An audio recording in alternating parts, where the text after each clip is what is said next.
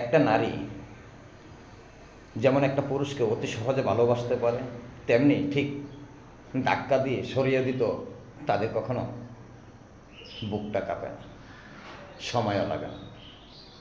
কারণ তারা তো ভালোবাসার দিকটা দেখে না, দেখে অর্থর দিকটা। যখন দেখে সেই পুরুষের অর্থহীন, তখনই ধাক্কাটা সরিয়ে দেয়। যখন দেখে সেই পুরুষটা তার পিছনে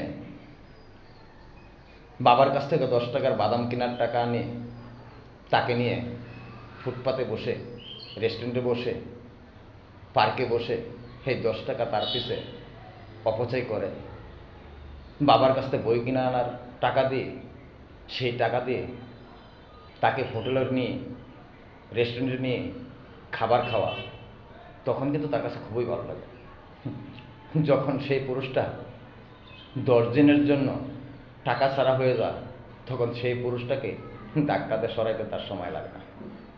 সেজন্যই বলি, আরে বোন, আরে নারী, তুমি যেই ছেলেটা ধাক্কা দিয়ে সরাই দিচ্ছ, সেই ছেলেটা একসময় তোমার দিকে, তোমার পথ চেয়ে বসে থাকতো, তোমার আশা অপেক্ষা করতো।